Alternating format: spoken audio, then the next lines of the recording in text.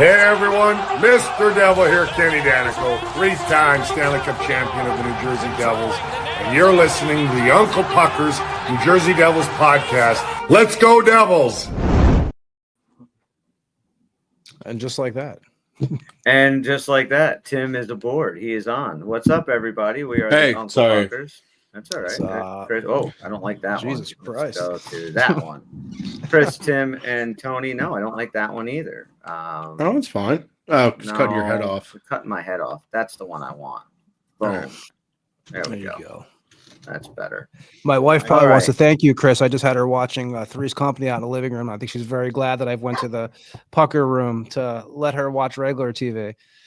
Yeah, I mean, what are you watching Three's Company on? Like, is it on YouTube? TV? I've been watching the Like, reruns on YouTube, and we have you get some of those bootleg channels, but watch it all the time, man. She doesn't understand how. She's like, "How do you watch this?" I don't constantly?" understand how. It's fucking great. It's not that I didn't like the show, but it's just so dated now. Like, I mean, I know you're a huge John Ritter fan, which I absolutely give you total props and respect for. Like, there's not many people that are in their late 40s, early 50s that will stand up and die on a hill for John Ritter, and you will, which I think is pretty awesome. There's John Ritter a scene, was the fucking dude. man. He was the man, and there's a scene, and I recommend anybody who's listening to this, if you guys haven't seen it in a while, it's called The Rocket. It's the best Three's Company scene where he's wasted. Basically, he takes some pills and goes to this dance thing, and he does like this 7-minute dance on top of the tables and shit. It's fucking amazing. I mean, watch that, and you just have so much respect for the guy. And he was a good people. Died way too young, man. You know, his son looks just like him too. Yeah, His son does a lot of he was voice like work. he was one of like the original sitcom physical comedy guys. Like, Oh yeah, especially back in the when sitcoms became in the late 70s, early 80s. Got out of that kind of hokey black and white Physical comedy. Father Falling Knows Over. Best. falling over, yeah. weird dancing. And then you got into that was not at all popular back in the day. And John Ritter was one of the first. I mean, he was fucking good. You know what's funny about that show is Don Knotts is like a legend in Hollywood for having Yeah. one of the largest Giant slongs in the of all of them, man. And whenever I always tell my wife that, she's like, I don't want to think about this. I'm like, They Don Knotts used is to cool. call him Don can tie it in a knot. Yes, That's what they used to call him. Jesus Christ. It took us 3 minutes to talk about dicks. Tony's back. Hey, the poor guy. All right. What's up, man? How about my hit last night, boys? That was Oh, ready. damn. I need to start Came out doing that. Where? Well, I mean, I'll bet $5 here and there. So when I did the 3-goal parlay, I was just going with guys. I was like, Meyer, and then I went with Nemec, and I was like, I can't go with. There's got to be an Islander, and of course, I had to go with the ex-Devil because they always kill us. Yeah. So I went with Palmieri, and I hit it. So I was lucky. I got What's up lucky. with Schmid too, man? Mr. Schmid over there tearing it up over. I heard Schmid's doing really well too. Yeah, well, he knows he's got like 2.5 more weeks left until Carter Hart takes his friggin' job. Oh, so, my God. Yeah, he's Do trying. we want to take Schmid back? No, Maybe. No. No. All right. I remember Just we were all asking, just fired up asking. about him, man. We Just asking. we all were fired at one time about that. Fired up. Yeah. no, I've calmed down a little bit with our goaltenders. I was a little bit on the Markstrom is too inconsistent train, but he's played good these last few starts, and Jake Allen's the man. What? Jake Allen's the man too, man. Jake Allen's the man. I mean, I'll be he honest played- with you. Well, I was going to ask you guys this right now. If they had to say to you, who would you rather have it? And I have faith in Markstrom. I think he'll get his shit together. Like, I just think that, this is what's going on right now. But who would you rather have in net? For me, it's Allen right now. Nico Dawes. No. I mean, right now, I mean, I've been happy with Markstrom's last few performances, but no, Allen has been more consistent. Like, I don't think we win the game Saturday against the Penguins if Allen's not in goal. I mean, they did dominate zone time a lot of that game, and Allen kept us in it. So, but my question to you guys is, and you guys can answer it on the chat too. Curious, who would you give 16 games in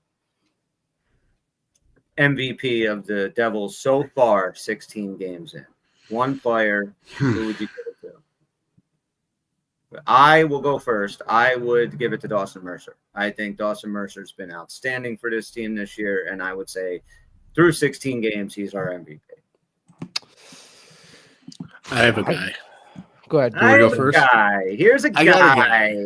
And Merciful Fate does rule, but I have a guy, and he's a guy that I shit on all last year. I know who. Brendan your Dillon. neighbor. Oh, I was going to say it's Brendan Dillon. Brendan wow. Dillon. The Yeah. way our defense has fallen apart, Siegenthaler hasn't been Siegenthaler of late. Or the past couple games, he's kind of bounced back a little bit, but to start the season, he wasn't. If Brendan Dillon wasn't playing like he's been playing, we would be absolutely fucking fucked. Absolutely fucking fucked. Absolutely fucking fucked. He's one of my favorite players. I mean, obviously, I'm talking about as just, obviously there's guys you have to have instead of him, but I mean, I like Dylan, man. I don't know. Yeah, Something about the dude. He reminds me of someone that could be on the 95 team, maybe. Yes. Back in the day. I've gone to bat for him a few times. Like just his leadership alone, like that in itself is worth it for me. And yeah, maybe he's not the best defenseman that we have, but right now, like Tim's saying, he might be. Because Siegenthaler's been inconsistent, which is something I wanted to actually talk to you guys about. Before we start all that, though, we do have an updated Pucker Cup standings, 13.1 or 2% of the season in the books. We have standings to go over. You guys ready? Cool. Tony, your Yes. Pucker Cup teams. You had the Panthers, the Maple Leafs, the Avalanche, the Blues, the Canadiens, the Islanders, the Sharks, and the Penguins. You are sitting at 150 points so far. Bobby, Edmonton, Winnipeg, the Kings, the Wild, the Rangers, the Sabres, the Flames, and the Flyers. He's sitting at 131 points. Then there's me. I had Vegas, the Devils, Ottawa, Vancouver, CBJ, Anaheim, Nashville, and Seattle. I was sitting at 147 points. And in the lead is Tim with 151 points over Bobby's 150 and my 147. Tony is bringing up the rear by 20 points. Tim's got Dallas, Carolina, Tampa Bay, Washington, the Mammoth, the Red Wings, the Blackhawks, and the Bruins. So those are the updated 16 games into the season Pucker Cup standings. I really hate that fucking Dave the Mammoth. I can't help it. I just hate it. Yeah. Reminds me of a woman in spandex. Just not into it, man. That's the last thing. I'm never going to the gym again. Yeah, Mercer to me has been the guy this year. But yeah, I would say defensively, I would have to agree with you, Tim. It would definitely be Brendan Dillon. Who do you have, Tone? You both have good. I mean, Mercer's been, You don't have to pick something different. You can pick. I do have something different though, just because Okay. it's kind of. But I'm going to say Mercer. Brendan Mercer. Brendan Mercer. Steven. Brendan Mercer Allen. I'm going to go with Jake Allen, man. I really think that without Jake Allen, that we'd have some different numbers. I think that's a good one. Yeah, that's I a good one agree. too. That's very good. Yeah, I mean, Um, Markstrom went down for a little bit. Allen stepped I in know. and righted the ship. I don't know. What do you want to talk about first? Well, do we Talk have about- any word on Dougie Hamilton yet? No. I did read that it wasn't severe and probably about a week. So That's- he we might can go live with that. them on this road trip and make an appearance at some point. I think from sort of long picture, I think, the further we get away from that road trip, that's going to seem like more of a blip on the radar. I've said that before, but their play just absolutely cratered on that road trip. And now I feel like they've kind of reset themselves, because now that they're back home, one thing that's happening is they're not scoring and not finishing like they were early in the season. But I think that's kind of okay, because the process has gotten back to being good again. Like their play has gone back to being good. They've stabilized. They have the 6 defensemen that they're going with. The lines are kind of stabilized. Cody Glass is back, which just lengthens the forward group. And Keefe always runs a play defense first type of philosophy. So they've gotten back to that. Like they're limiting goals against, which is really good. 1 against Pittsburgh, 2 in regulation last night. I'm not counting overtime. So I think we're back kind of on the right track. Just would like to see the finishing come back, and our power plays dried up a little bit. I think if you look at that last home game before we went on that road trip, that was a game that we looked a little bit like, it wasn't our best game. You go into the road trip, you have not a great road trip, obviously. And if you look at the last 2 games, so to say, Jack Hughes could have had like 5 goals in those games. He was just coming up. It just wasn't getting it in. But man, he was on the last game. He was on fire with shots. Game before that, man, he was getting robbed a few times. And just, so, I mean, I think if a couple of those pucks would have went in, it would have been a little more dominant. But I think that they're looking better. That the road trip, I'm not totally surprised about. We always have trouble on that coast anyway. And like I said, if you look at that game prior to hitting the road trip, you could see that game was a little not, the Devils weren't rolling. So I think they'll be fine. But the injuries have been biting us in the ass, but it hasn't killed us yet. I mean, the Brown thing, I don't even know I have no idea what happened there, No. I agree with you 100%, Tone. Like there's a huge difference between last year's team and this year's team. And you guys both touched on it, right? Like the offense has dried up a little bit. I think 4 goals in the last 3 games at home, or six goals in the last 3 games at home total. Yeah, something like that. Yeah, I don't know. I'm not counting the overtime one. So, but so they scored 2 last night. They scored 2 against the Penguins. They scored 4 against Montreal. So again, if you take away the overtime, it's 6 goals in 3 games. That's not great, but some goalies stood on their heads too against us. But they still managed 5 out of 6 points. Last year, you lose those games. Yeah, exactly. There's not even a question about it. You lose them. A sign of a really good team is teams that when you are not playing your best, they find a way to win, or at least to get some points. And last night, it's exactly what they did. We talked and lamented all last year about how we could not score 6-on-5. We just always gave up the empty netter, and the game was over as soon as we pulled the goalie. This is twice now in just as many games, or 3 games, I think, the Montreal game and last night, that we pulled our goalie and scored late to get that point, get to overtime. Last night didn't go our way, but I just think this team is much more mature, and they're much better off. They have a big 5-game road trip coming up, and it's not an easy schedule, these next 5 games. But again, the injuries, like I love Zach McEwen back in this lineup. I mean, even though we only saw him yesterday, to me, he brings a lot to this team, and I'm really looking forward to seeing him play more. The Connor Brown thing is an issue. What's going on? He was supposedly maybe to be back against Montreal, and then most likely back against Pittsburgh, and now we didn't see him against the Islanders. Yeah, now he's dead. That was a funeral. Can I just read you something about McEwen? So this is from JP on Twitter, which, I totally agree about McEwen. He's our 4th line wasn't very good coming into this game. Like they were getting pretty buried in their minutes. They were giving up a lot of goals. They kind of weren't doing the job that they're supposed to be doing. McEwen totally transforms this line. And 2 of the best games that our team has played has been with him in the lineup on that 4th line, because that just winning the ice and winning the territorial battle as a 4th line just puts the rest of the lineup in such a better position. So with Zach McEwen on the ice, we had 78% of the shot attempts, which were 14-4, 83.3% of the scoring chances, 5-1, 100% of the high danger scoring chances, 3-0, and almost 90% of the expected goals, about half an expected goal versus 0.07. 0.07 expected goals is a preposterously low number. Like that's a really, really solid number. That's about 1, I think, in the minutes that they had. So versus over 60. So that's basically saying they probably should have given up 1 goal over 60 minutes of play. That's really good for a 4th line. Yeah. So if we can continue to get that kind of play out of the 4th line, then that transforms everything else about this offense. And now you have Glassback, who's playing great, and our 3rd line looks legit. Palat looks a lot better than he has. Now that Bobby's not on, we can actually praise Palat.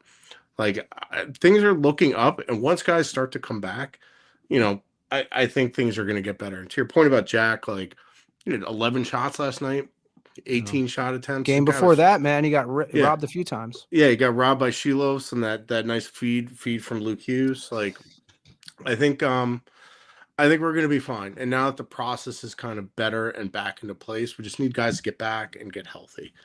I want to touch on something Chris said too, which is 100% right. These games this year that we're winning, are games we would have definitely lost last year, and it was consistent. And I remember last year I was saying this. If you went back and listened to some of those old episodes, we were losing every game that went. It was just this year. It's the opposite. I mean, it's Chris, you're 100% right about that. Yeah, they've been a lot of fun to watch this year, and I like the makeup of the team. But I have noticed over the course of the last couple of games, and I don't know if you guys have, is Nico Hischier dealing with something? He kind of seems like he's dealing with a little something, and it kind of worries me a little bit. I had that in my notes to talk about. Oh, you did? Okay. I did, yeah. Let's talk about it. Since they've gotten back home from the road trip, his game has noticeably slipped. Just I don't know what's going on with him. It just doesn't seem as crisp as it usually is. He's kind of gliding a little bit more than he looks like. He's not like he's usually just like a dog behind the net. He's not really doing that a lot. And his line's getting outscored like 6-1 since they've been back. So I think there's either something kind of that's nagging him, or honestly, and I hate to say this about a professional athlete, but he might be tired. Like that was a gauntlet of guys that he's been up against. That is just, and it's just like that wears on you. And when he's been playing, and also keep in mind when we were running out Lamico as 3C, Lamico was getting like 7-8 minutes a night. Nico and Jack were double shifting. They were getting 24-25 minutes a night.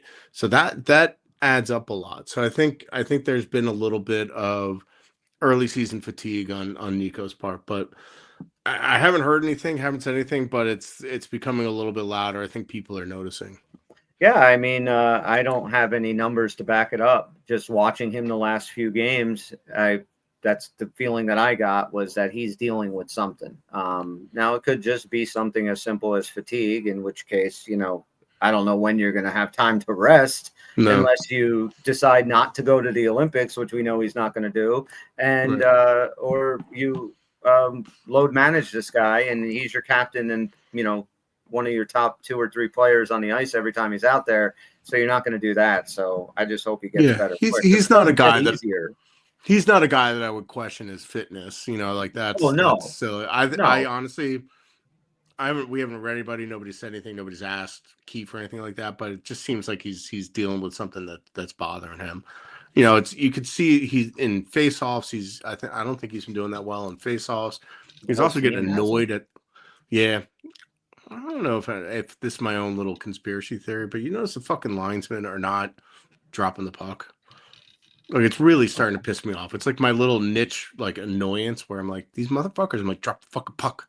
They're like doing head fakes. They're like doing like head fakes and hand fakes, and they're kicking guys out, and they're just like last night they there's a face off. We won it up to the guy. It was a defensive zone draw. The play happened. We were on our way to break out. They blew the whistle, brought the face off back, and I was like, what the fuck? They did the exact same thing fucking happened. And I was like, yep, come on. Like it's just pissing me off. I hate when refs and linesmen make the shit about them. And I've hated the officiating so far this year. It's just been brutal, and I don't want to complain about it. But the coming up road trip, I mean, this is a tough road trip they have coming up. I mean, these next 5 games are on the road.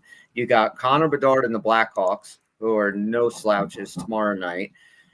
You have the Capitals on Saturday, then down to Tampa Tuesday, staying in Florida for the Cats on Thursday, and then we finish up a week from Saturday in Philadelphia against the Flyers. That's a tough 5 games.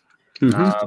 It's tough guy 5 games too, because you got to figure Florida's going to want a little revenge. Tampa's going to want a little revenge. Yeah, you're coming around the second time on a couple of these teams. Right. Time. Yeah. And Tampa's been on the upswing. So is Florida. Chicago's an exciting team this year. Yeah. So much fun to watch. Yeah, so I mean, it's never easy. Someone the Flyers are going to play. It's always going to be tough. Flyers are going to play tough. The every game is tough, and then you come back home and you got the Red Wings and the Blues and.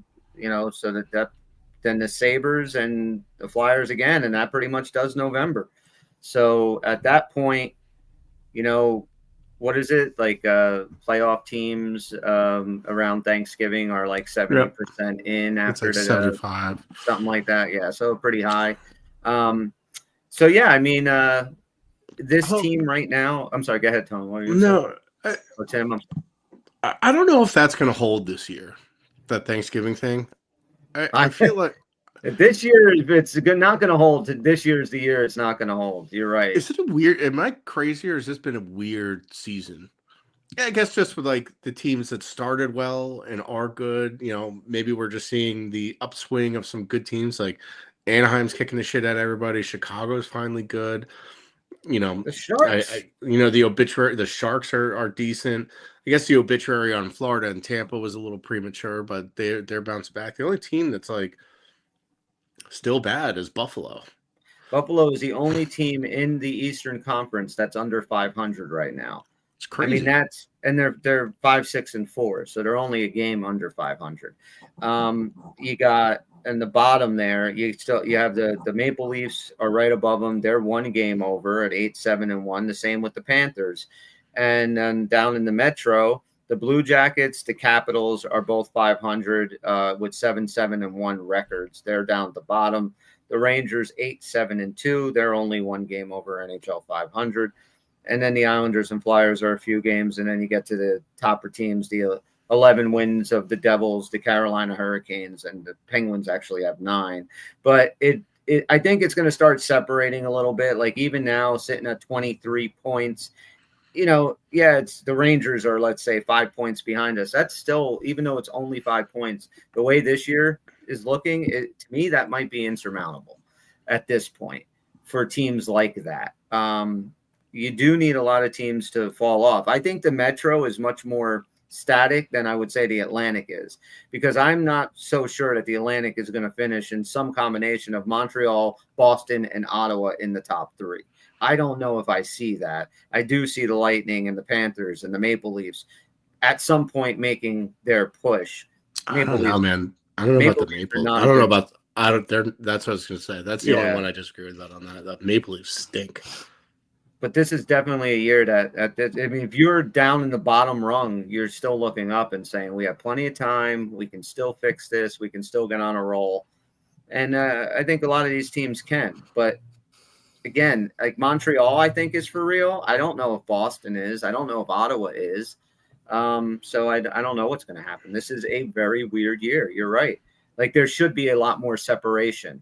You go on an 8-game win streak, you should have a lot more separation between yourselves and the teams behind you. And there is no separation. There's 1 point between us and Carolina, and they have a game in hand. So, yeah, it's going to be tight. But like you said, like the cream is starting to kind of separate itself, and we're part of that. We're a good team. I think the process hasn't really been all that great, but we managed to win games where the process wasn't great. And there's something to be said for being able to string this shit together with our entire right side of our D-core being dead. One guy I've really liked the kind of simplicity in his game the past couple times is Colton White. I thought he plays a solid, simple game, off the glass and out, dumps it in, doesn't try to do anything too crazy or stupid. Which is he's exactly honestly what been, we said on the last show that we needed Colton White to do, right? We just needed a steadying hand that can get some minutes. Yeah. So let's do a little shout out and then we'll dive more into what Tim's notes. And we talked about McEwen already, Jay. It was such a nice gift to have him back in that lineup, man. He just brings a lot of energy. And I think a guy like Zach McEwen and Cody Glass, I think those two dudes can be difference makers in the playoffs. And those are the kind of guys that we need. But hockey is back, folks. And this season, DraftKings Sportsbook, an official sports betting partner of the NHL, brings you all the speed, skill, and nonstop action that you love. DraftKings Sportsbook delivers unmatched intensity of the NHL right to your fingertips, from player props to the thrill of live in-game betting. Every drop of the puck is your shot to win big, and new customers, this one is for you. You bet $5, and if your bet wins, you get paid out $300 in bonus bets instantly. Light the lamp all season long with DraftKings. Just download the DraftKings Sportsbook app and use code THPN. That's code THPN to turn $5 into $300 instantly in bonus bets if your bet wins. In partnership with DraftKings, the crown is yours. Gambling problem? Call 1-800-GAMBLER. In New York, call 877-8-HOPE-NY or text HOPE-NY. In Connecticut, help is available for problem gambling. Call 888-789-7777 or visit ccpg.org. Please play responsibly on behalf of Boot Hill Casino and Resort. Pass-through of per-wager tax may apply in Illinois. 21 plus, age and eligibility varies by jurisdiction. Void in Ontario. Restrictions apply. Bet must win to receive bonus bets, which expire in 7 days. Minimum odds required. For additional terms and responsible gaming resources, visit dkng.co/audio. Limited time offer. Copyright NHL 2025. All rights reserved. Now that bullshit is out of the way, what else you got in your notes, Timothy? Well, I wanted to. So Jason mentioned it. Just the some of their 5-on-5 numbers and play, and it kind of and this is something I sort of alluded to before, but more specifically, like their numbers really cratered during that road trip, and like Tony mentioned, the game right before that, and that kind of lines up with the eye test. Like the road trip was fucking terrible. Like they played very badly. And now it's kind of back on the upswing. There's still some games within the, when you specifically look at their numbers, over this, what do they played? 16 games, 15 games? 16 games. So over 16 games sample, some of those games still have a pretty outsized effect on a lot of those numbers, like the Colorado game. So some of the 5-on-5 numbers are still pretty skewed. Like we're -6 in goal differential at 5-on-5. So, but a huge chunk of that is from that Colorado game. So I'm not entirely concerned. I think you kind of need to see how we play out a little bit, but you can just tell the way they're playing and the way just things are kind of seem to be getting better. Like I feel like we bottomed out a little bit already. But hopefully they keep it up. We mentioned Nico. So with Nico, I wanted to ask you, like, I think it may be time for some minor line juggling. I like the fourth line as is: Cotter, Glendening, McEwen. That third line, I'm good with. But I think, we move Palat, Glass, Nason, move Nason down there. I just don't think he's working with Jack and Brett. He just looks visibly slow. It doesn't look effective at all. Are you saying possibly move Connor Brown up to that line? Well, Connor Brown's still dead. Timo and Nico? Connor Brown's still dead. This is without Connor Brown. This is what I would do like against Blackhawks. So okay. We saw a brief run. I don't know if you noticed this in the third period. We got Gritsuk with Jack and Brad. Yeah. But I think we move Gritsuk back with Nico and Timo and move Mercer up with Jack and Brad. Because Gritsuk just seems like a little spark plug, and I feel like he can kind of get Nico's game back on track. And I've always liked Mercer with Jack and Brad. But I could go either way. I just don't think Nason was really working with Jack and Brad. If they want to put Palat back up there, fine. That's a thing that works. We know that kind of works. But I do think a little line tweak is in order to kind of get Nico and Nico primarily getting going. I don't think that's a bad idea. I mean, that seems to be that Timo, Mercer, Meyer line seems to be the one line that Keefe loves, and that's like his dependable line that he's putting out there pretty much every game. Mercer, had a few games at the third line, but mostly he's been playing up there. But I agree. Unless it's just seriously what we said, like maybe he is just dealing with some shit. And if that's the case, like I wouldn't be shocked if he ends up taking a couple of games. After the Blackhawk game, good thing they got 3 days until they play Saturday. But that's the one guy that if I had to lose for a few games, him or Jack, I will take Jack missing a few games over Nico Hischier. I don't like when he's not in this lineup. I just don't feel good. He's the heart of this team. Definitely. Yes. Yeah. So Tony's just talking football in the chat now. He said, "Fuck you guys." They're right. My team's miserable. I mean, thank God for the Devils being good this year, man. And if you're a Jets and Giants fan, you guys know my pain. So hey, the Jets have a little sign of life. The Jets do have a little sign of life.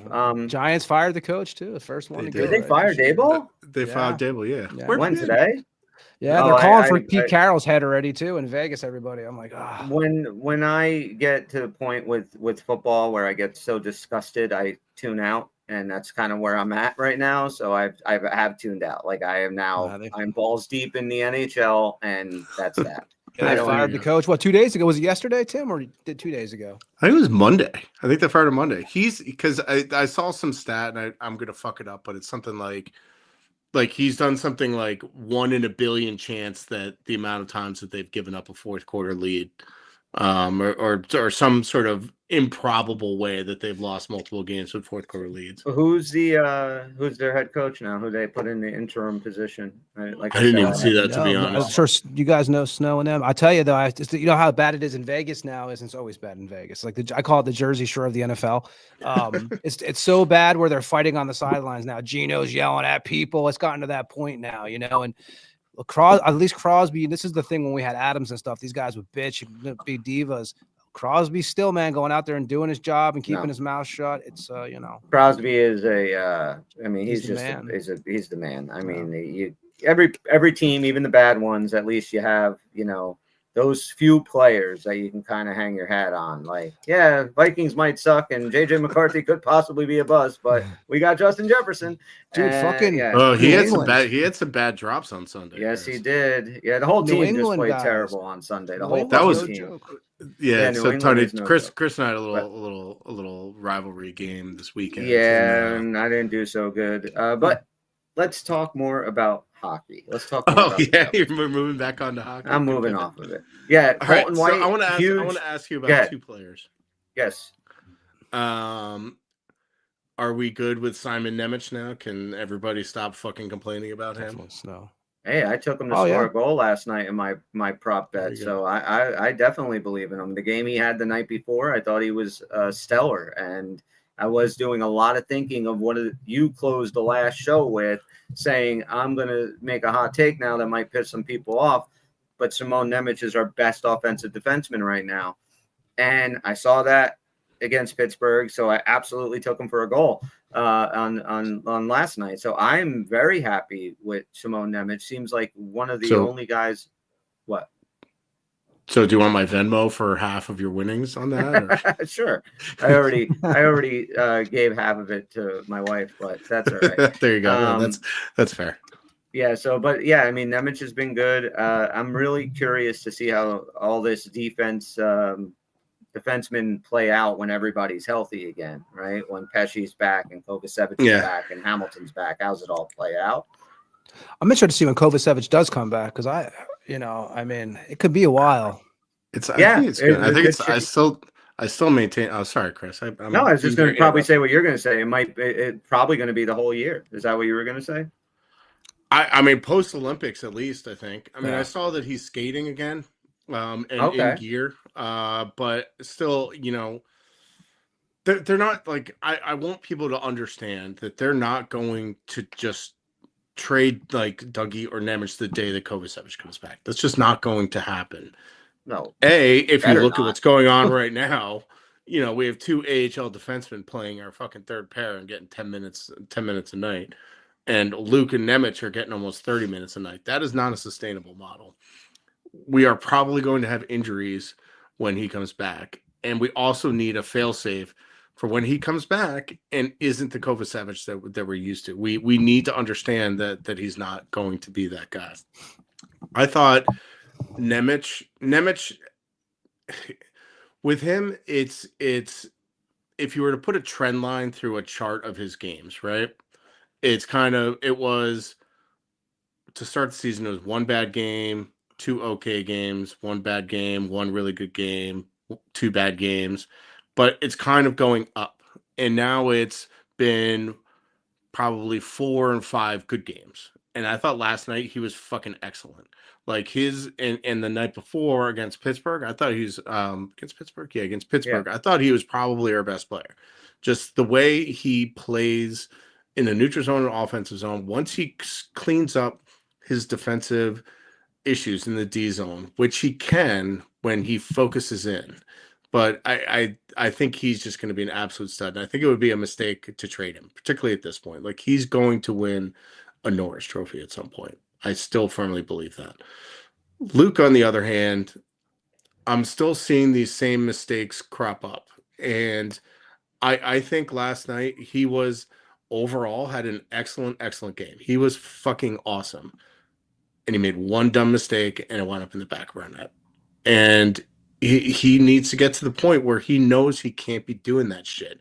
And I'm not seeing him get to the point where he knows that he can't be doing that shit.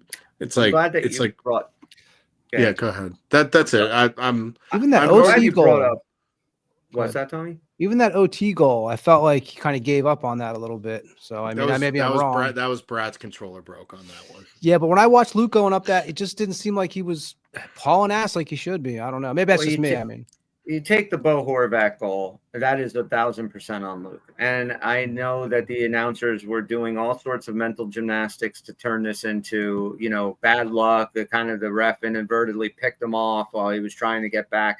You make that lazy ass pass into the middle of the ice when you're changing and not even looking. He just throws it blindly. That's a lazy play to me. That is something that a guy who is at Luke's point in his career, who gets paid to be this top A1 defenseman, you can't make plays like that. You can't just lazily throw a backhand, no look pass to the middle of the neutral zone without looking, and then, oh, fuck, it's going the wrong way, and he's trying to get back. It's not the ref's fault that he got picked by that. That was Luke's fault. And he couldn't get back. I think he knew it, though. If you look at his he face knew it. when it No, happened, he he knew when it happened. And And I the love thing is, Luke. like, He was gonna, he's gonna be great. I mean, but there's gonna be some risk in his game. There just always is. He makes risky plays at the offensive blue line, but he was absolutely fucking breaking people's ankles like all game. And he played 28 minutes. So like one mistake, it wound up in the back of the net. That's where I'm saying, though, that's my problem. And I'm not bashing the kid, but to me, that wasn't a mistake. That was lazy. That was just being a lazy fucking player, kind of throwing it in, not giving a shit. Like a mistake, okay, he's running the blue line, he's trying to get the puck in. Maybe somebody takes the puck off of him, it's gone the other way, or he gets off his stick somewhere. Mistakes happen. I've seen Luke do them a million times. They're going to happen. I have no problem. But when I see that, that's the kind of thing that kind of bothered me. Like, dude, you can't play so nonchalant that you're just giving up, plays that end up in the back of the net. That's how I took it. Now, I think he's played a pretty good game, but I also feel like he doesn't, like Tony, I know what you're saying at that overtime, because I kind of felt the same way. I want to see him fall on the ice and fling the fucking stick. Yes, and do something dramatic. I don't know. I don't understand what you guys are talking about though on the overtime goal. That's nowhere you near watch the his goal fault. over again, you'll see when he's chasing it down. There's not just like he figures it's going to go in almost. It's a 2-on-1. Like there's not much he can do. And when he commits to Drouin because he sees Brad is with Barzal, and then Brad's controller breaks and just lets Barzal walk in all alone. It's a 2-on-1. It's not. I don't understand what you guys are talking about. I know that when I was watching it, I think Luke was bringing it in. He almost had an opportunity to score right before that happened. And I'm trying to go back in my head, but I remember thinking like, Luke could have done something better on that. And I don't have it fresh in my head because I forget shit. I remember thinking the same thing. So I think that's, yeah. So maybe I'm misremembering. Maybe we are. I mean, it doesn't really We do matter. smoke pot and eat edibles. So me and Chris definitely. That's true. We're probably wrong. But I love Luke. I feel like Luke needs to just have that bit more confidence. And I don't know if that comes from just making good plays or it comes from the, good pat on the back, attaboys, whatever. But I feel like he's lacking something in this confidence right now. I think he'll get there. I think he's going to be a stud. I mean, definitely. I do too. I think he could be the best Hughes brother out of him. I see what you guys are saying. But, okay, so. Punch yourself in the balls for us, Tim, right now. Just I'm one watching punch. the goal right now. Do you want to do okay? Film, so yeah, film walk session? us through it. Do you want to do film session with Tim? Should I see if I can? Sure, we can try it. Like the Maven. We could try. I'm not sure if it'll Let me work. see if I can share my screen. Oh, shit. We have really this technology? We might. Next, we're going to have a webpage. In the process. Yes, we have a website. Oh, wow. Oh. What is that? That's not what I want to share. You want me to get that on?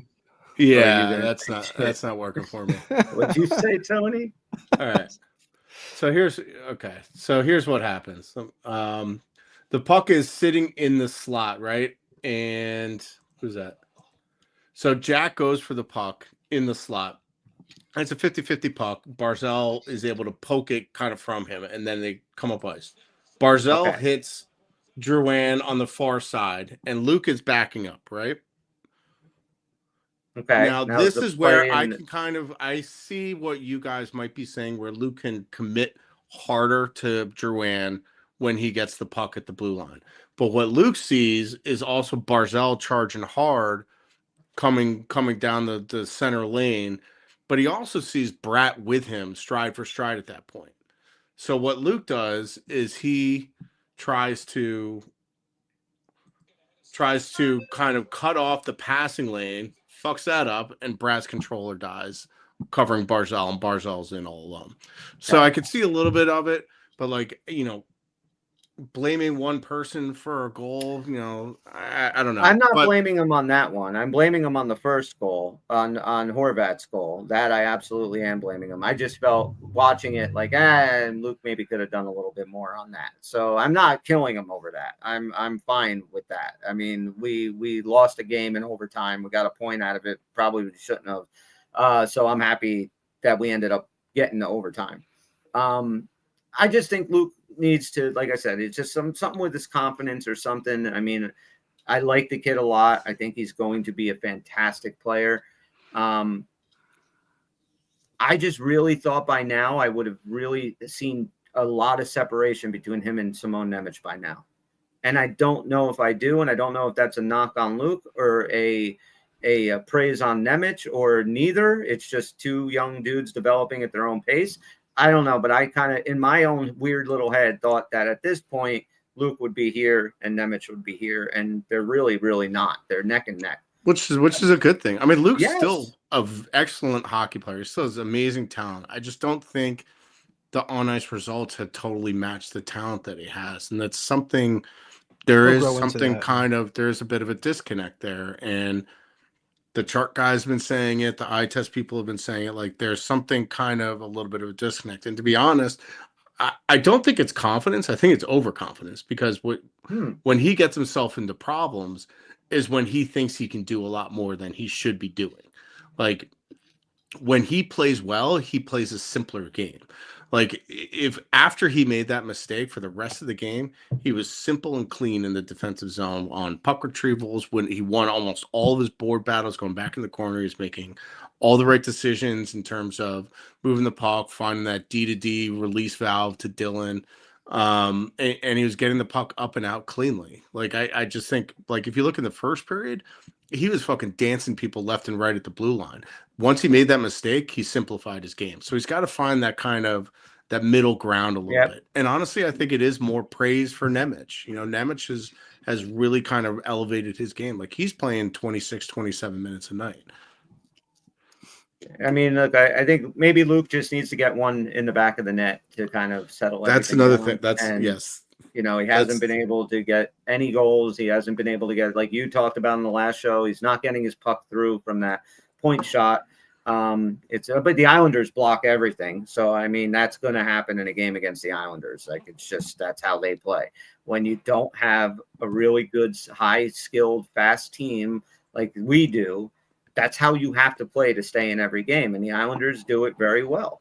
So, I mean, what's he saying here, David? I'm sorry Luke made one mistake, but because he makes $9 million, every mistake makes people comment. He's very good, just hasn't reached star level yet. He'll be better than Quinn at some point.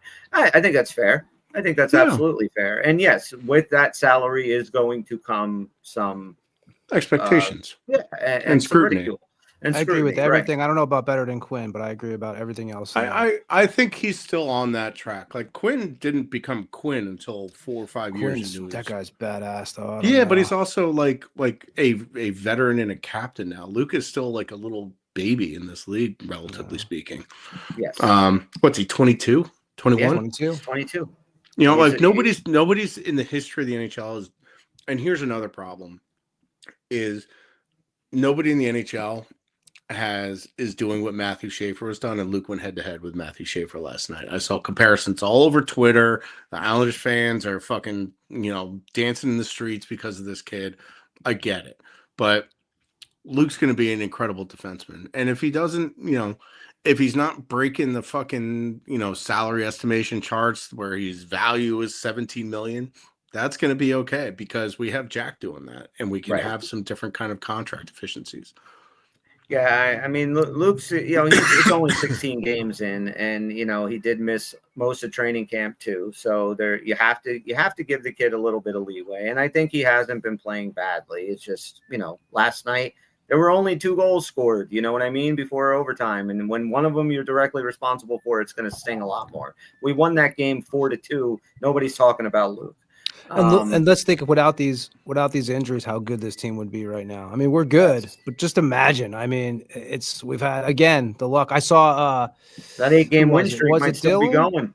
Was it And Dylan? 4 saying inches shit? is a They need lot, to burn some Steven. sage in the locker room or some shit like that. He was saying, I think. Who Dylan was said burning that, yeah. sage in the Yeah, they locker need to room? burn some sage in Dylan's- the locker room. Yeah, just he to said fight we off need the to burn. injuries. We need to Oh, sage. right. Yeah. You get the fucking Joy Luck Club in there. But yeah, I mean, if without that, I mean, shit, if everyone's healthy, I mean, I think that I think we're in damn, knock on wood, we don't go through anything major. I think we're in pretty good hands right now. I'm pretty excited.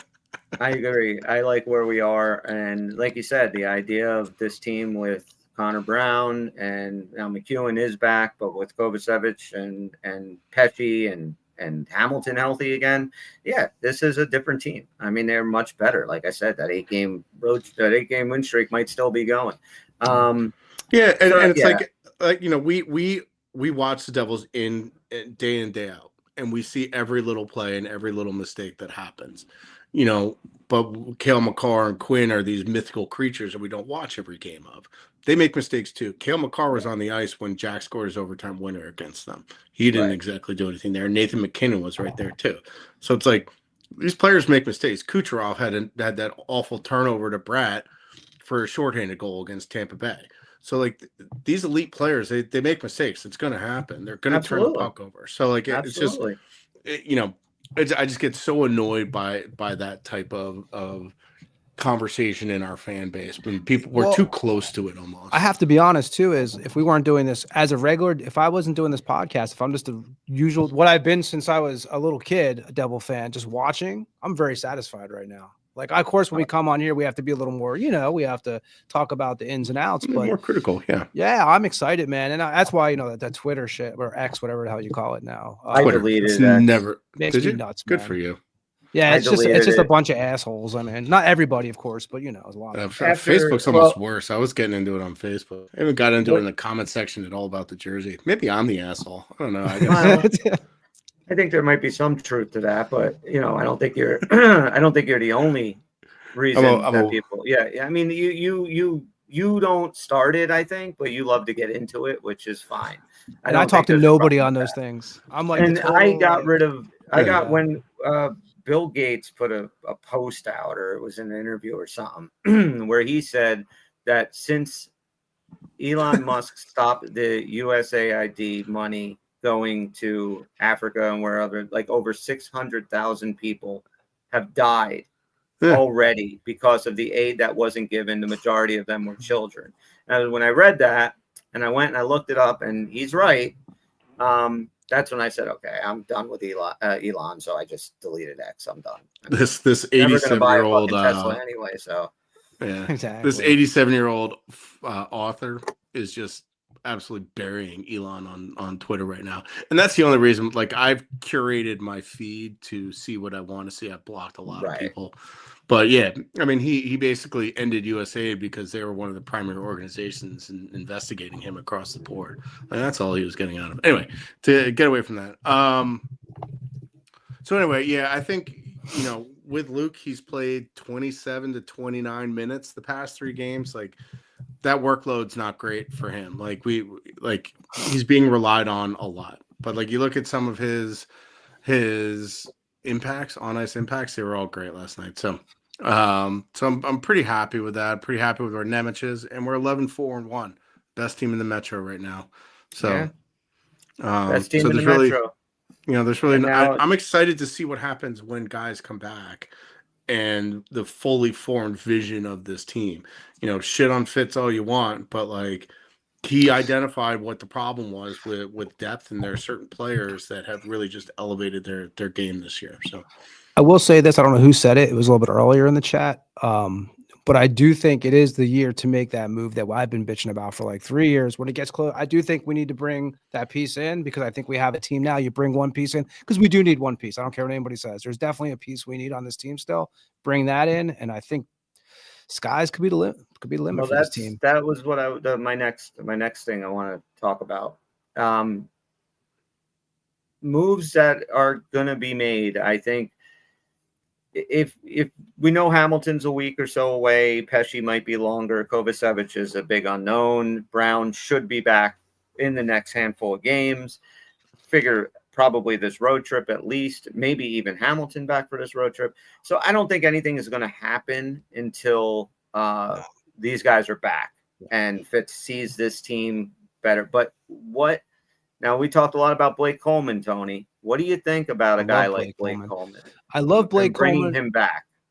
I love Blake. I think that would be a great move for this team. I also think that now is a time that we have to think about something we don't want to think about also. I do like Dawson Mercer. I bought the damn jersey. I mean, I don't buy many guys' jerseys.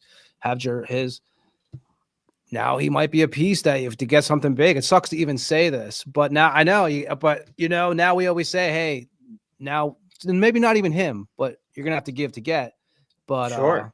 I mean, that's what's going to be tricky. Now we have guys producing. Before we're kind of like, let's get rid of this guy. Let's get rid of this guy. Let's get rid of that guy. Now it's kind of like it's trickier now because Mercer is such a workhorse and doesn't miss a fucking game. And he's starting to play now. And his hockey IQ is so damn good. It's going to be interesting, because this is going to be someone they're calling for now. When they make the call, they're not going to be worried about Nico Dawes. They're not going to be worried about this is the guy they're going to want, in my opinion, because this is the guy.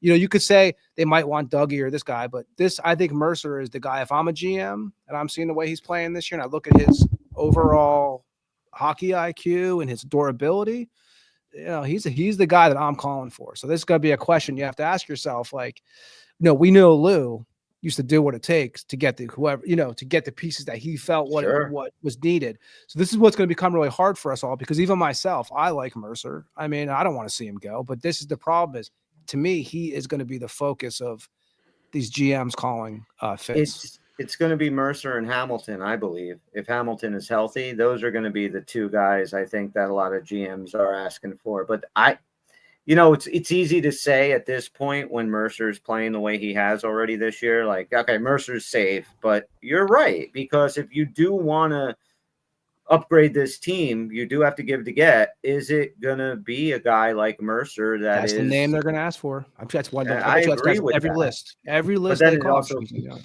comes down to, like, you're not going to give away Dawson Mercer to Calgary for Coleman. No. You're not doing that. No. So, I mean, the piece that you get back better be substantially better than what you're giving up. And, that's interesting. What do you think of that, Tim? I think there are ways because I think Mercer's too important. I think you win with a guy like Mercer. Yeah. He's the way he's playing right now and just the importance of this team. You just called him the team MVP. But don't you think he'll be the first name they ask for? That's the whole point. It depends on who's calling. And it depends on what that position that team is in. If that team's like if Barry Trotz finally realizes he fucked up real bad and needs to pivot quickly to a rebuild, and like Forsberg, ROR, and other guys are available, then what does he want for them? I don't think he's asking for Mercer. I think he's asking for Nemec or Casey. That's what I think is going to happen there. I think Palat is going to like fucking Tennessee and their no state tax. Do you guys think Casey really has value right now? I do. I think he does. Yeah. I think there's I don't know. I think he does. I think people see the value in him, but he fills a very specific need that you need to be able to pair him with someone. And honestly, for the Devils' purposes, if we don't trade Casey, I think the perfect pair for him is going to be Salayev. But it depends on the team who's calling. Calgary, if they rebuild, it's going to be that 26th first round pick, I think holds a shitload of value. I think Casey has value. I think Hallinan has value. We have a lot of in our prospect pool, Fondrick and other guys that Keevan, that if you're dealing with Calgary, I agree with you. Then you're going to be able to get away with some of the youth and the draft picks, stuff like that. Like if Mercer gets traded, it's going to be for an absolute stud that is going to come in here and change the dynamic of this team. I wouldn't move away from Mercer if I Unless If you could, yeah. unless you it's- couldn't yeah. say no. It depends on it depends on the deal. Like it depends on who we're getting back. Unless it's Claude Lemieux from like If 1995. it's like Mercer or and a That would first be for good. ROR and fucking Philip Forsberg. Yeah. What sucks is with Dawes, I thought, man, that was someone I thought who had value, and then I saw we got him, picked him back up. I mean, I thought the value for him was less than I thought it was going to be. So I look at this team, Nemitz, Mercer. I'm not saying I want to get rid of any of these guys. I'm just saying these are the names that people are going to want. So it's going to be very, very. Because I do think we do need to make one big move, a decent sized move too. and Yeah, I think agree. We'll I be agree. playoff ready. And Fitz shows when this team deserves that. He Right. does it. He did it with Timo. We didn't deserve it 2 years ago, and he didn't fucking do anything. Last year, he had to pivot too quickly, and that's probably one thing he doesn't do well with is when he doesn't have enough time.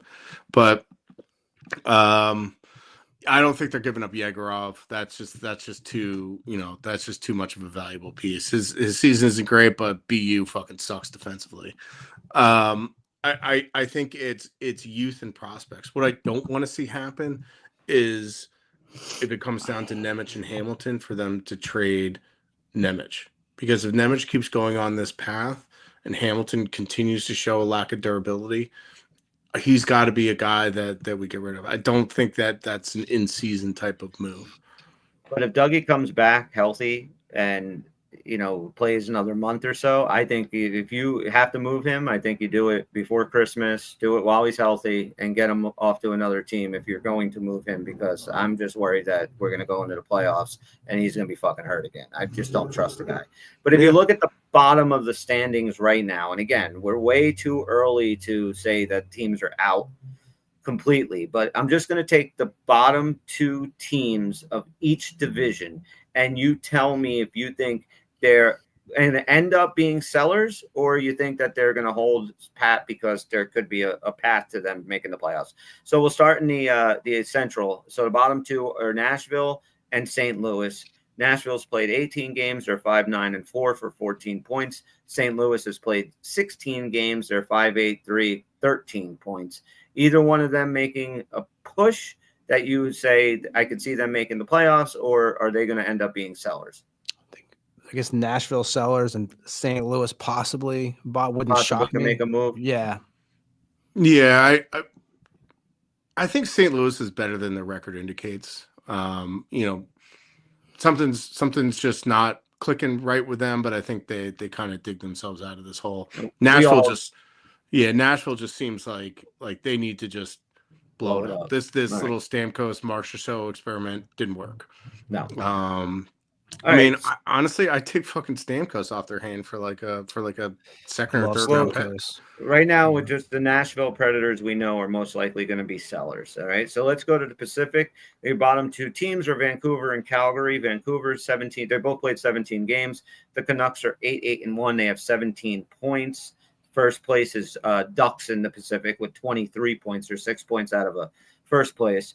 Only 1 point out of a playoff spot, but okay. So the Flames played 17 games. They are 4-11-2 for 10 points, 13 points out of first place, and 8 points out of a playoff spot. I think it's safe to say Calgary is cooked.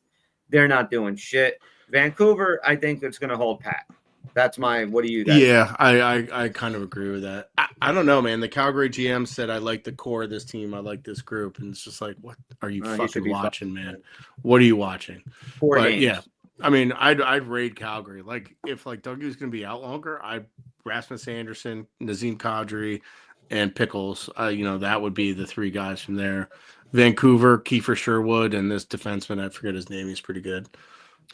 I think he wears 43. I think he's got like a letter on his chest. I forget what his What name worries me is that, I think Calgary is going to be a seller, and I just hope that we don't see like someone like Coleman go to like Carolina or some shit like this, because I do think on a positive note, we've done a lot of business with Calgary before. Yeah. You know, you I'm got sure they're not that very happy about that last one with Well, how is Sharon Govich's numbers? Because I actually haven't paid attention to Shit. Sharon Govich. Shit.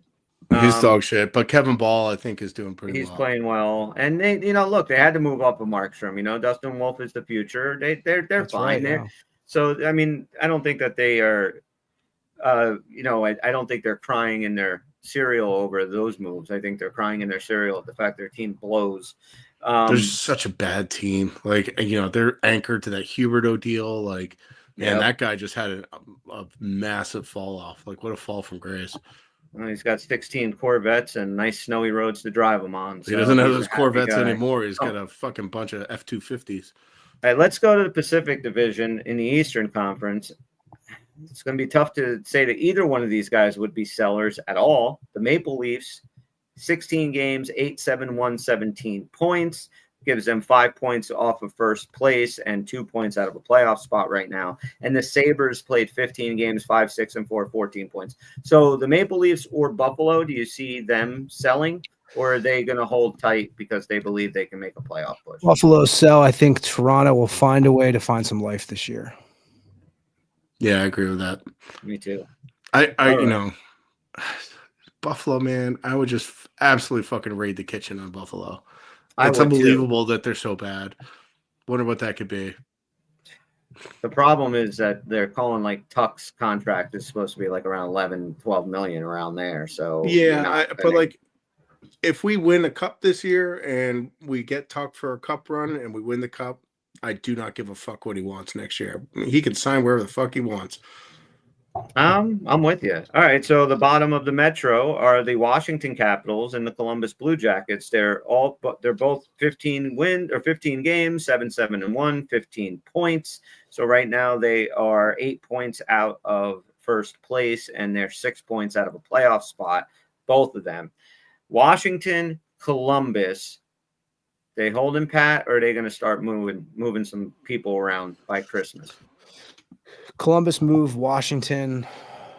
I don't know yet. I'm still kind of wondering what they're going to pull. I think Washington gets back into things. I don't think Columbus does anything. I don't think these teams are going to move anybody. I think they had such an emotional season last year, and they're kind of 1 year removed from that. I think they just kind of, are bad and then just remain bad, get a high pick, and kind of regroup from there.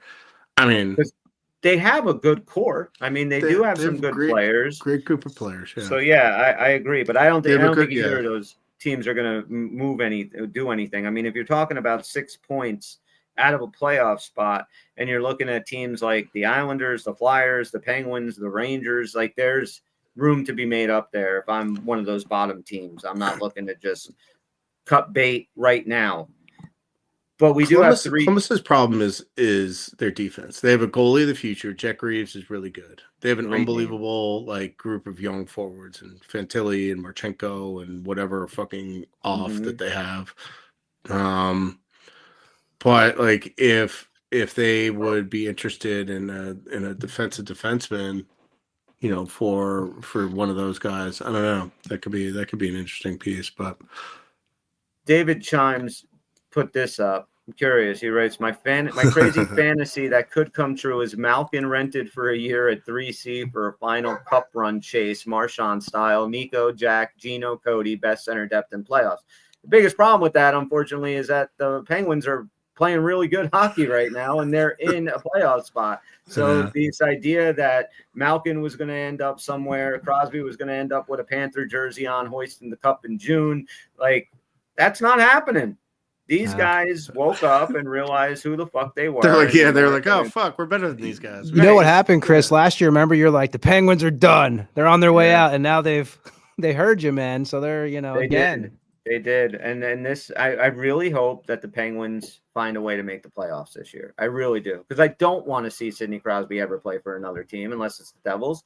I don't want to see Malkin play for anybody else. Have you guys found that, with Sidney Crosby, I think I mentioned this to you guys earlier, I hated him when he first came in the league. Hated him. And now I have to be honest, man. I like to watch him play. I respect the guy. He's part of, we had the Joe Sakics growing up, the guys like just, the Theo Fleury, whatever. he's one of these guys now that I actually respect and like, and I couldn't stand him back in the day because he was such a whiner. But you know, if he's on your team, you love him. But I mean, I actually have grown to like the guy. Yeah, I have too. He has turned. I mean, when he first came into the league, he was just a pain in the ass. I mean, he was a guy. He was like Sean Avery with fucking skill. I mean, that's much basically skill, what yeah. a pain in the ass he was. And then Avery. he kind of learned. The older he got, the more responsibility and the more kind of respect. And he realized that he doesn't have to be a dirty douchebag. He can get the results, and he still kept that aspect of his game. Especially come playoff time, he's just turned into an amazing player, of the type of player that I would love to have him on this team. Snow's right. If we play him in the playoffs first round, I'll hate him again. Yep. Oh yeah, are you talking about Pittsburgh? Yeah, he's talking about. I think he's talking about Crosby. I said, yeah. I mean, right look, I don't ever want to lose to him. That's for sure. But I'm if they're gonna stay in Pittsburgh, let them stay in Pittsburgh. They can fight for their playoff lives, and then if they deal with us in the playoffs, we're just gonna stomp them. Because so right now we have Nashville, Calgary, and Buffalo are the three teams that we're saying could possibly make moves. Nazem Kadri. See, Calgary to me is got everything we need right there. Right? Between Kadri, Pickles, you had mentioned Rasmus Anderson, Tim, if our defense does end up being injured long term or anything like that. But I mean, a guy like Kadri or Blake Coleman on this team, I think Kadri won the cup with Colorado, didn't he? Wasn't he on that Avs team? Yes, that one I believe ago? so. Yeah. So I mean, they're talking about the Ducks in the chat. Another fucking crazy good team. I mean, that's another team that came out of nowhere. So, yeah, I mean, I think we should start making some calls now just to kind of warm up Calgary. 4 wins. They're not going anywhere. It's easier to get guys early than you're going to pay a lot more the longer you wait, as we saw last year at the trade deadline. Yeah, and I think, with the way the kind of financials line up this year, 4 teams. I don't know why it's because it's 4:30 and it gets dark now. It's dark out now, yeah. There you are. I think what? Nothing, just your face. You're like light. I see the light. Oh, did you freeze? Okay. No. It's like don't freeze like just that. Making a face. Just making a face. Just making a silly face, Chris. I'm just being silly Tim. With the LTIR rules changing, I'm really curious to see what happens if there is any significant movement at all. And I think another kind of thing buried in all this stuff, and I don't know when this goes into effect, is salary retention and being able to double and triple up salary retention. And like guys have to stay in a certain place. Like if the salary is getting retained, they have to like stay there for a certain amount. I think, I don't know, someone fact check me on that and lay it out, I don't know, reply on Twitter or put it in here or something. I know David Chimes knows all that shit too. But I'm really curious to see what happens. I do think teams start selling after Thanksgiving once they realize they're out of it. But I said that before the season, and now everybody's over 500. So I don't know what to fucking believe anymore. Nazem Kadri, boys. Why am I getting a stone cold stunner? What the hell? On this team, why would you give him a stunner? Or just RKO his ass? I'm just a silly little boy, Devil's Heaven. Stop it. $7 million AAV signed through 28-29. Yes. So, and he has a 13-team no trade clause. So $7 million a year, Kadri, for a substantial term. I mean, you're talking 3 full years at $7 million AAV. So he's 40. He's 40, but he is a playoff animal. And if we go with Blake Coleman and his contract, he's on a 6-year, $29.4 million contract. His hit AAV is just under $5 million at 4.9 per season. And he is an unrestricted free agent after next year, the 26-27 season. So for $4.9 million, you can get Blake Coleman for the next 2 years, or for $7 million, you can get Nazem Kadri for the next 3, or for what is it? 7, 8, 9, 10, 11.9 million, you can have both of them for 2 years, or at least one more full year after this. What do you guys think of that? I'd rather have O'Reilly than Kadri. Like, I think O'Reilly's generally a better player. Is a little bit younger, and the term on his contract doesn't scare me as much as Kadri's, plus the amount. However, I think the assets you have to give up to get O'Reilly versus Kadri is probably going to be far less, or sorry, far. I think far more for O'Reilly. Right. I don't know. I'm trying to look at some of Kadri's. The NHL Edge really changed everything around about shit. Tony, if you could have Kadri or Coleman, who do you take? I'm gonna be loyal. I'm gonna take Coleman, I think. You know, I mean, plus he's got a little bit of fierceness in him too. That way I remember from when he played, you know, with the Devils, a little bit of nastiness and. Well, him and Kadri both bring Yeah, that. I think he liked being in New Jersey. You know, he actually said the right things on the way out. Who knows if he meant them or not, but he did say the right things on the way out.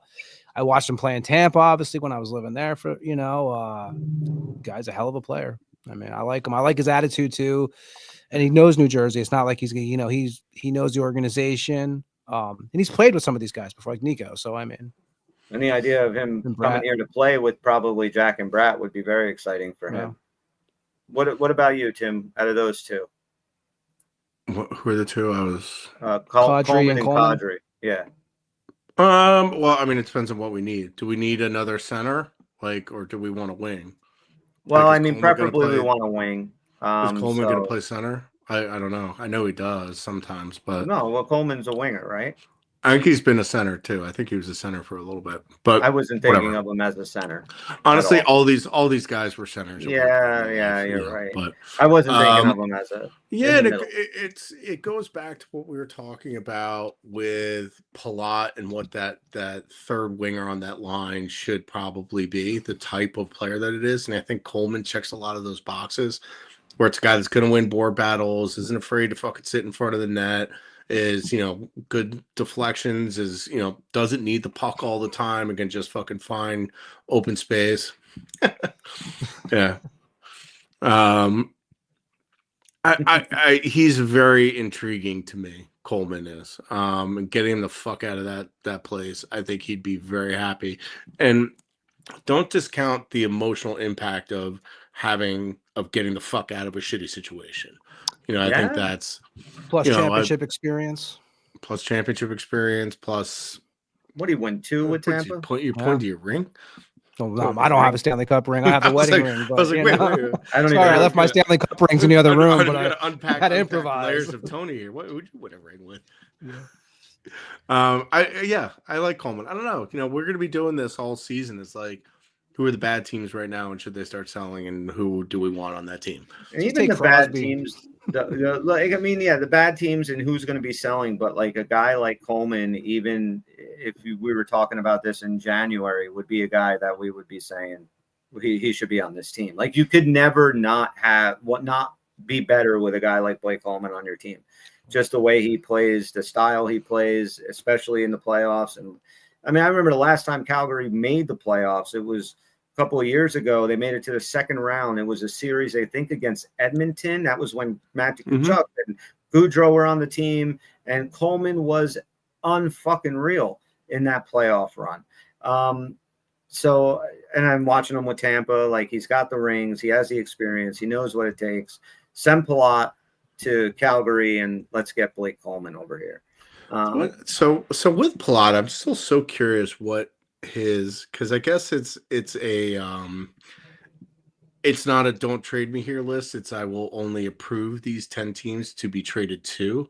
I wonder what that list looks like. I think I bet it's a lot of East Coast teams because of the flight home to Czechia. So like shipping him off to Calgary, he's probably not going to be too thrilled about that. And I doubt Calgary would be on his list. And Palat seems like a guy that's like, I only want to go to a winner. So I think it's going to be 2 moves. If anything, if Palat's the guy that gets traded out. I think we deeply know that Palat is going to be with this team. Honestly, like we may get everybody back and be a fucking awesome team that doesn't have any weaknesses. And all we need is like a depth defenseman, a just in case guy, like a Brian Dumoulin. Right. Which, You know, that if Colton White could be that dude, we might even have him. Yeah, and So- honestly, like I know people kill Fitz and think he doesn't do anything. He's on the phone all day, every day with these guys. They're texting, they're talking about guys. Like they talk about fucking players all the fucking time. He's Devils- definitely called Armstrong about Kyrou and anybody else on that team. He's definitely checked in with Calgary. He's checking in with Trotz. You know, Trotz is probably like, I would like your next 3 children and maybe like a spare arm. And maybe a neck if you have a separate one, because I don't have one. I think that's what Trotz is saying. Fucking little necklace edgelord. He sure does. Well, I mean, I would be. We're going to dive a little bit more. Somebody in the said that we should talk about the Kraken and what they have. And then Where the next are they? show, They're like we'll third? dive into some of the players that they have. They're making a bit of a run though. They're not playing too bad this year. What do they so want? far. Like 6 or 7 games? I just saw it the other. Yeah, that it's like that's the thing. It's like who's bad and who's I don't think anybody's selling just yet, but I think come December. 5 more weeks, exactly. 5 more Yeah. weeks, and we'll have a really good idea where everybody stands and who are going to be those handful of teams that are going to be in that fight to the end, who are the teams that are just going to have to play 500 hockey the rest of the way, and who are the teams that really have to make some serious changes within the next 5 weeks. We're I going just to want know to who's see. And I it's just want to see though. Sorry. Go ahead, No, go ahead. I just want to see, like, we're talking about Fitz. I'm for some reason I'm not like sold that he makes moves, because for 3 seasons now, we needed a goalie a couple seasons ago. We didn't do it. Well, I'm hoping that now he sees, but maybe Tim's right. Maybe he didn't feel confident that it was going to make a difference. I those think that's seasons. the So I'm key. hoping this year he's like, we We have needed a have the team. goalie, but we also like our defense was like fucking Swiss cheese. So it's Yeah, like you're right. what's that going to save us? Like a goal every week or something like that? That's not going to help this team. if this- Last year everybody died. Like I do think GMs do that calculus where they're like this. I'm not going to mortgage assets and the future that I built to go all in when it's pointless to go all in. Like I think they do have a realistic sense of where their team sits. As much as fans hate that, I do think that's the case. And like when we were nasty in 22-23, he got the one guy that we needed in the position that we needed. And I think that is what I think we need this season to play out a little bit more to see what those needs are. Like, I don't know if we need a 3C anymore with the way that Glass is playing. No, Like I continue to look at, like, I still think like Palat is the most upgradable, but like who's the person for that role that is going to be an actual upgrade? Like getting someone to play in that role is a difficult role to play in. And Palat, it's kind of like we have safety in Palat that know that works. Like why would we move to try and put a new body in here? And what if that doesn't work? Then we're fucked because we don't have that safety blanket of Palat. It will be interesting to see what moves Tom Fitzgerald makes. It absolutely will. And you're in a great spot because like you said, there could very well be, once this team gets healthy, and we didn't even talk about the Donoff. We don't know what the hell he is yet. I mean, he might be the guy. He might not even be a real person. I have no idea. He might not be, but he also might be the guy when he comes back that is plugged in with one of those top 2 lines and is the answer. And like you said, Cody Glass is the answer. While all of Devil media, Twitter, all the fans, everybody wanted Fitz's head, and we actually liked this team moving forward with what they had. And I think it has proven now that if this team goes on a long playoff run, we will be the first ones. But I do think that Devil fans do need to owe Tom Fitzgerald an apology if he pulls this thing out. And I'll be glad to. I will be happy to apologize. I will be happy to. I was talking shit about Dougie last year. Hey, I'll say, hey, we needed him this year more than I thought, and hopefully he gets healthy, so I can totally take that. Yeah, and I feel that way with Mercer. And with Dadonov, it's like I don't think Fitz did his team. They did their homework on this, and they were like, Dadonov is the type of player that we think can work with Jack and Brad. You can't just go get Kyrou or Robertson, plug him in, and it's not a video game. And Keefe understands this pretty well, and that's why he keeps putting Palat up there, and now he's trying Nason with them.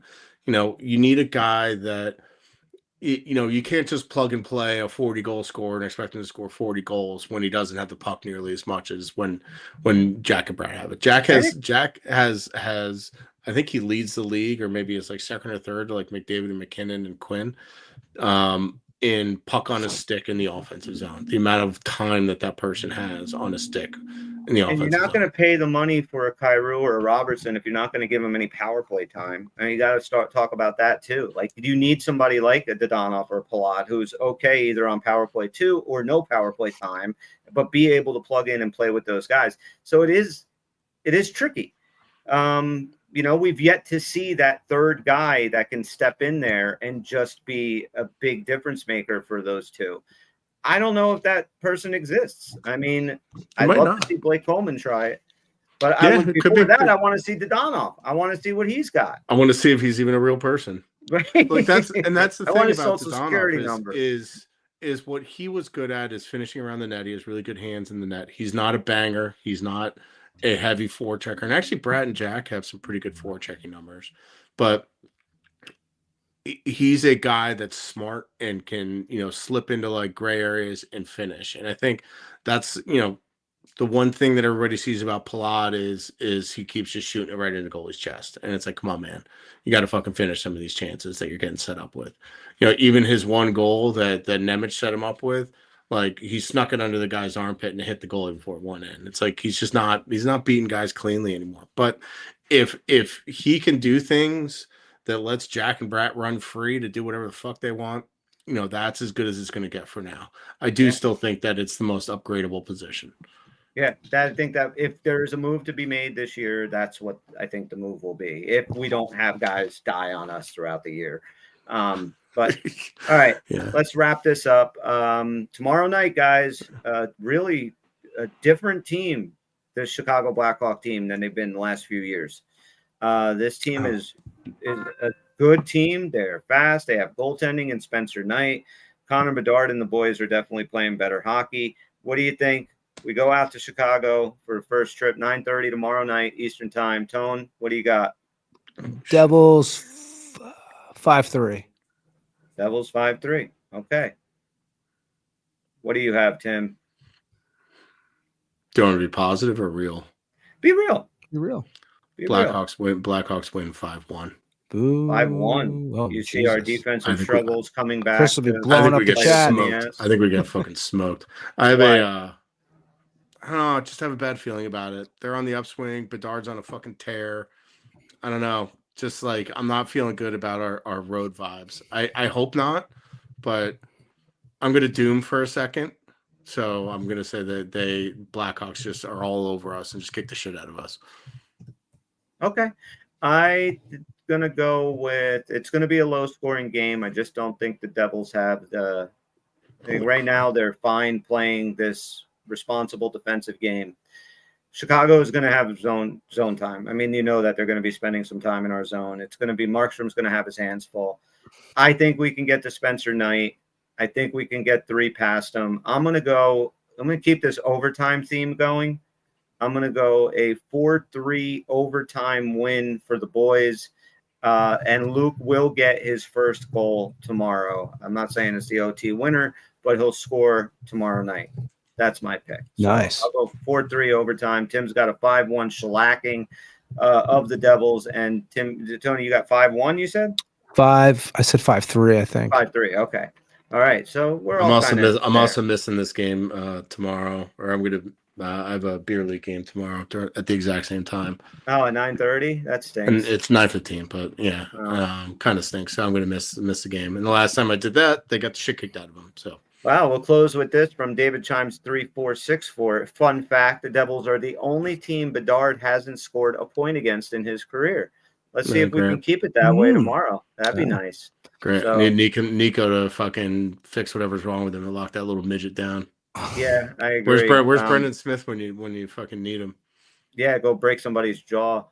All right, we're going to wrap it up, boys. Thank you so much for hanging out with us tonight. This was a lot of fun, and it still has time to go have dinner and watch some hockey. Go ahead. Chris, can I try one thing here? There's been some King Diamond talk over in this corner over here. I don't know if you guys can see this or not. I don't know what you can see. King That is Diamond me. album. King Me and Diamond the- album. That's me and the king. We can't see the picture, dude. The lights Ah, kind The I of. didn't think you'd be glare is able to. bad. Yeah. I think the yeah, glare it's from my- your microphone. Turn your microphone a little bit so that I'll glare just is not move there. it. See if I can And move it then off put of the there. picture up. Let's see. There we go. Yeah. Oh shit. Yes, dude. One That's more cool fucking one, just awesome. because my wife, my kid, and Alice Cooper and me. That's fucking awesome. awesome. My I first saw. daughter, Did you guys so real I had quick? Did you watch any of what else you got?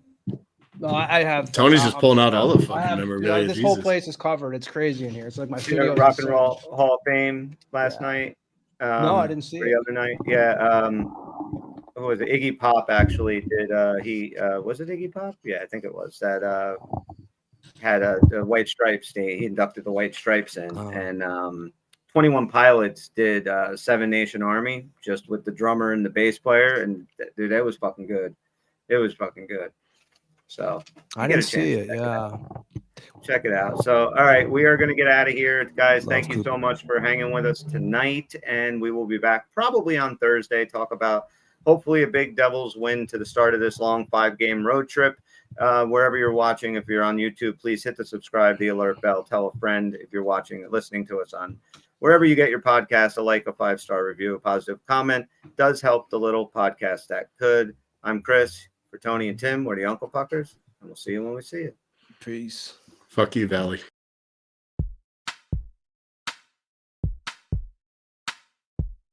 It's over, Johnny. It's over! That Val cat got caught banging dogs.